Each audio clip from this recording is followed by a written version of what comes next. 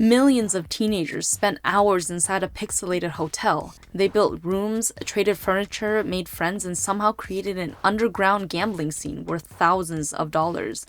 Habbo Hotel was a way for people to socialize and connect with their friends, but it led to some very controversial issues at the time for their brand. So what happened to this extremely popular social virtual world of the 2000s? Let's do some digging. To start the story off, we first have to understand what Habbo Hotel was. They were a hugely popular online social world where you'd create your avatar, decorate rooms, and play mini-games made by the community. It launched in 2000 and was extremely popular for teenagers as a social hub, and it came in an era before modern social media and mobile messaging, so Habbo was naturally a great way for teens to socialize and roleplay online. There was a lot of player creativity where players would buy furniture to design and build their rooms, mazes, and trivia games for other players. They had a distinct and colorful isometric pixelated art style, and on top of that, they were also free to play. The game also pioneered a digital economy with Habbo coins and tradable rare items, which gave players a huge incentive to trade and collect. The game became so massive that some rare furniture items were worth hundreds or even thousands of dollars on third-party markets. Entire communities formed around trading, collecting, and investing in virtual items, which only made Habbo's economy even more valuable to the players. But that raises the question of, if they were so popular, then why did they lose traction from mainstream media? Well, the biggest thing was they had major safety issues. They failed to moderate and prevent online creeps, let's say. They were designed as a virtual world for teens, but became a place for explicit roleplay, harassment, and grooming. Their biggest controversy was in 2012 when Channel 4 launched an investigation. They aired a 2-month test posing as an 11-year-old girl and then found within minutes she was subject to very explicit chats and other concerning propositions. The website reacted by muting user chat, which caused a huge outrage from their community. Major investors for Habbo also distanced themselves, many of them pulling their stakes out, and retailers pulled Habbo gift cards from their stores. To survive, Sulake, the parent company for Habbo, later changed their chat to a filtered chat. They increased moderation and then relaunched as Habbo, dropping the hotel as they rebranded to expand their business, also beyond just the simple virtual hotel. They wanted to launch new games, target mobile users, and appeal to older teens. So basically their biggest issue was safety, but after the Great Mute controversy, they restructured the game entirely to survive. They also launched a dedicated separate site called the Great Unmute for users to submit feedback and suggestions, along with hosting a parental advisory summit to win back the trust of concerned parents. Now, besides the Great Mute, they also removed player-run casinos and gambling in the game.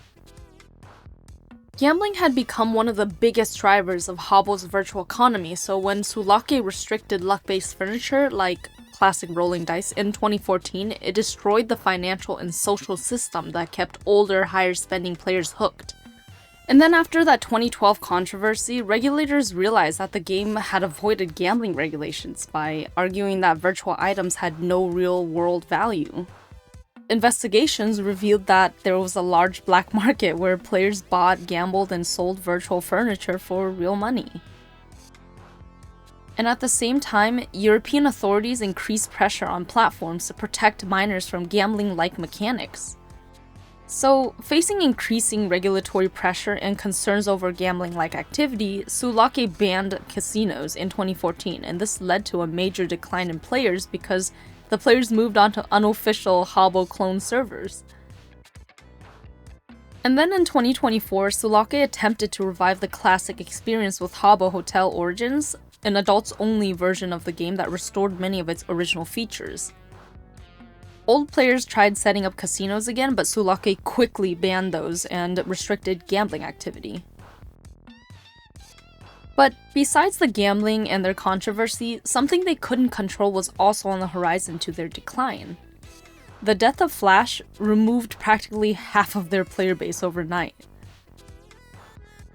Habbo relied on Flash, and when Sulake tried to rebuild the entire game, it was broken and unplayable. A bunch of bugs, lags, and a mobile face that users hated. It was also missing decades of core features. They ended up backtracking within weeks and packaged the old code to Adobe Air, and then Sulake spent years maintaining 2 separate clients simultaneously. Today, the Habbo ecosystem is split between 3 main avenues managed by Azerion, which is now their parent company.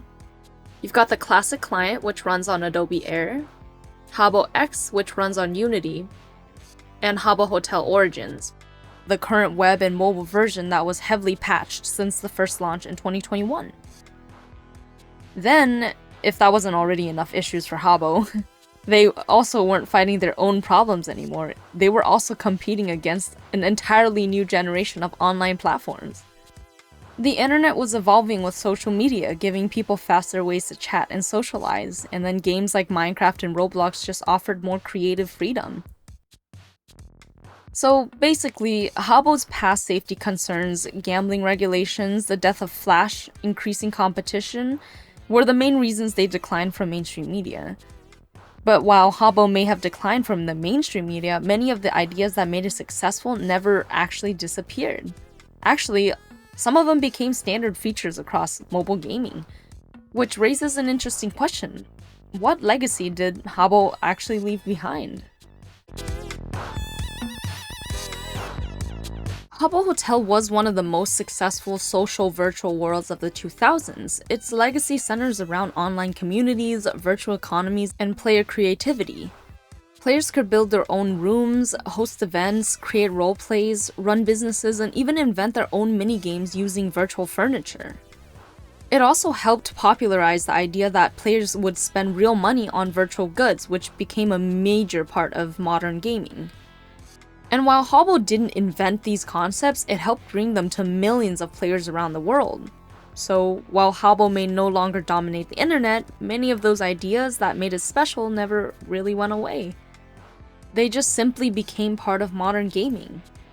Which makes you wonder, where is Habbo Hotel today? Well, today, Habbo operates as a profitable, small niche game that relies on a dedicated core community rather than mainstream appeal. And while it'll likely never be mainstream again, their parent company Azerion has already built steady business models by splitting the game to serve different crowds. And despite losing millions of players over the years, Habbo is still active and thriving as a business. They bring in hundreds of thousands of monthly active users with a few thousand players online at any concurrent time. And realistically, they'll just stay a niche game because the gaming market has changed and Habbo was built for a generation that hung out on desktop web browsers with less competition. And their focus on the future is also just to keep their dedicated fanbase happy by improving mobile games and updates to wired items and growing digital collectibles, so while Habbo may never reach the heights it once did, its survival alone is impressive. More than 2 decades after launch, the game is still online, still profitable, and still supported by a dedicated community, which brings us back to the original question. What actually happened to Habbo Hotel? To put things together, Habbo didn't disappear because of one single mistake. The platform was hit with safety controversies, gambling regulations, the end of Flash, and increasing competition from newer games and social platforms. But despite everything, the game never completely died, and more than 20 years after launch, people are still logging in, decorating rooms, collecting furniture, and keeping the community alive. And what's interesting about that is even as Habbo faded from the spotlight, many of its ideas that made it successful only became more popular. Virtual economies, digital collectibles, player-created experiences, and social-first gaming are now some of the biggest trends in the industry. And while Habbo may never return to the mainstream popularity it once had, its impact is already secured. Because long before Discord servers, Roblox experiences, or social media apps, millions of people were hanging out in a pixelated hotel on the internet. And maybe that's all they ever really needed to be. Did you play when gambling was around? Do you like the mobile or desktop version? Please drop a like on this video and a subscribe on my channel for more videos like these, and I'll see you in the next one.